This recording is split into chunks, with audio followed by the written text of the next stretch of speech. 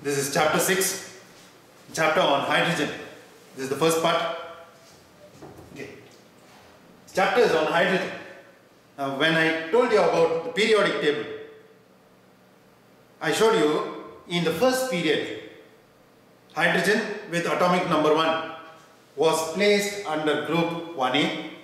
It was also placed under group 7A. The reason was, it has the property of a metal as well as a non-metal. It can either lose electron or it can share electron. Okay, that's the idea. So that's why it is placed in 2 places.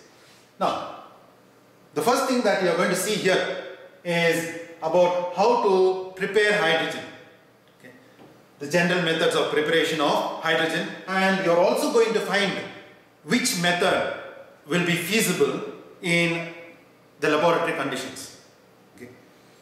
So, the first thing is general methods of preparation of hydrogen. How hydrogen is going to be prepared. We will see all different methods and then I will tell you which it will be feasible. Okay. First one is with highly reactive metals. Metals which are highly reactive, like potassium, sodium, calcium, all these are highly reactive metals. Okay. So with highly reactive metals, even if you add cold water, then you can produce hydrogen gas. Now let's see those reactions. With highly reactive metal, a metal which is highly reactive reacts with cold water. This is general equation I have written. Okay. A highly reactive metal with cold water always gives you a metallic hydroxide. Okay.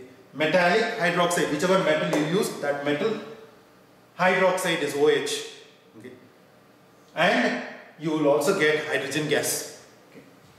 So the first highly reactive metal that we are going to use is potassium, K.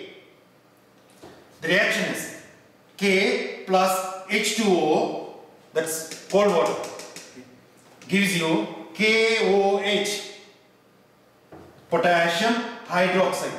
I said metallic hydroxide, the metal that we are using is K, potassium. So potassium hydroxide plus hydrogen gas. Now, you also have to know whether you can use this in the laboratory. You see that I have written something more there. This reaction is a very violent reaction and an exothermic reaction. A very violent reaction. Okay. So it cannot be carried out in the laboratory. And also an exothermic reaction means it gives out lots of heat. Okay. So this is not preferable for the laboratory. Okay. Because it's a violent reaction.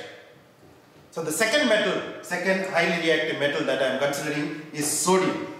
Okay. Na is sodium, reacts with cold water to give you, the metal is sodium, so sodium hydroxide is formed plus hydrogen gas. Again, if you look at this reaction is also a violent reaction. Sodium normally starts burning. So this is also a violent reaction. So we cannot use this in the laboratory. So we go to the third metal. The third highly reactive metal is calcium. Okay. Calcium reacts with cold water to give you calcium hydroxide. Metal is calcium, so calcium hydroxide plus hydrogen gas. This reaction is not violent as these, but it is a vigorous reaction. And one more reason why it cannot be used in the laboratory is calcium is expensive. Okay. So none of these reactions can be used in the laboratory. Okay. Next,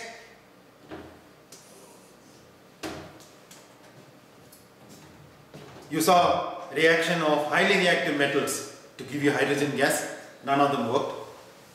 The second one is with less reactive metals. Metals which are less reactive, like magnesium, aluminum, zinc, iron, all these. Okay. They don't react with cold water. There is no reaction at all with cold water. Okay. So either it has to be boiling water or they can react only with steam. Okay. water in the form of steam. So the first one is magnesium. The metal that I am using is magnesium with boiling water. Magnesium reacts only with boiling water. Okay. To give you magnesium oxide, in the previous case you saw they all formed hydroxides because the metals were highly reactive. If the metals are less reactive, then it doesn't form hydroxide, they form only oxide. Only oxygen is there. Okay. Metal with oxygen. Okay. So it gives you magnesium oxide and hydrogen gas. Why you cannot use this is this reaction is very slow. Okay. So you cannot use this in the laboratory preparation. So the next one is using next less reactive metal called aluminium.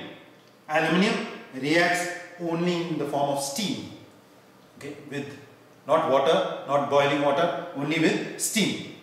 To give you aluminium oxide, Al2O3 is aluminium oxide and hydrogen gas. Again, to prepare this in the laboratory, you will need steam.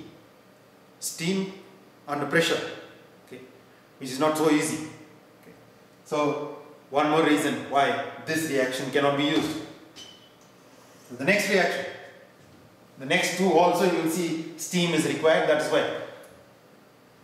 So, the third one, zinc with steam gives you zinc oxide plus hydrogen. And the fourth one is iron with steam gives you Fe3O4 triferric tetroxide, okay, plus hydrogen gas. So none of these are also preferable in the laboratory. Okay. Next reaction of getting hydrogen is reacting metals with dilute acids. Dilute acids can be dilute hydrochloric acid, dilute sulfuric acid. Okay. If you see, I have written something here. Ka, Na and Ca, potassium, sodium and calcium react with dilute acids, but the reaction is highly explosive. You can react these three metals with dilute acids, but the reaction is highly explosive, that is why they are not used. So if these three are not used, then we have to go for less reactive metals. So the less reactive metals are magnesium, aluminium, zinc, iron. Okay. Let's see what happens with magnesium. Magnesium with hydrochloric acid, dilute hydrochloric acid. Okay, not concentrated, dilute hydrochloric acid gives you Mg, goes and kicks the hydrogen out and takes its place. So Mg with Cl gives you MgCl2 plus the hydrogen got kicked, that separate hydrogen. Okay. The next reaction, Al plus H2SO4. I am not using the same acid, I am using a different acid. This is dilute HCl, this is dilute H2SO4, sulfuric acid.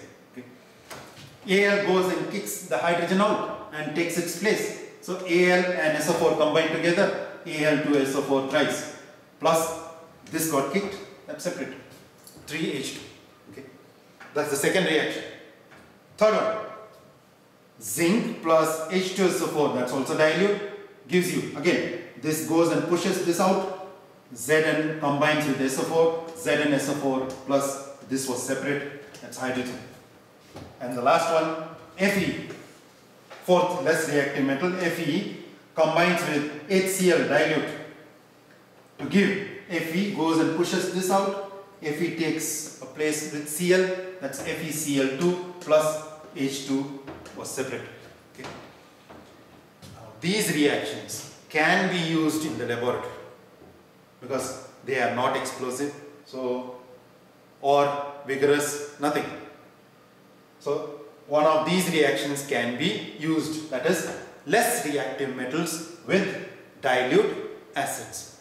Now when you talk about dilute acids, there is also one more dilute acid, dilute nitric acid. I showed you only with H2SO4 sulfuric acid and with hydrochloric acid, but I never showed any reaction with nitric acid because any metal reacting with dilute nitric acid, this method is not used as it oxidizes the hydrogen. Whatever hydrogen is formed here, it oxidizes that, means With this, oxygen gets added up. Okay. Because of this nitric acid, the hydrogen combines with oxygen, forming water. Okay. So it forms water. So we are actually not getting hydrogen gas. The main idea is to get the hydrogen gas. But the nitric acid oxidizes this hydrogen gas, giving you water. Thereby, we will never be using nitric acid in these reactions with less reactive metals. And there is also one less reactive metal, lead, which is not used. Lead, Pb, cannot be used with dilute HCl and dilute sulfuric acid, as it forms an insoluble coating of lead chloride or lead sulfate, and hence further reaction comes to a stop. Okay. So this is the last part. Okay. The lead cannot be used with dilute HCl and dilute H2SO4. Reason is, if you react lead with any of these dilute acids, HCl or H2SO4, okay, it forms an insoluble coating. If you use lead and then it reacts with the acid, now what happens is it forms a coating on top of the lead. The coating is actually lead chloride or lead sulfate. This coating is on top of the lead. Immediately that coating comes on top of the lead. Okay. Thereby, it doesn't allow the remaining lead which is there inside to react with the acids. So once this coating is formed, the reaction completely stops.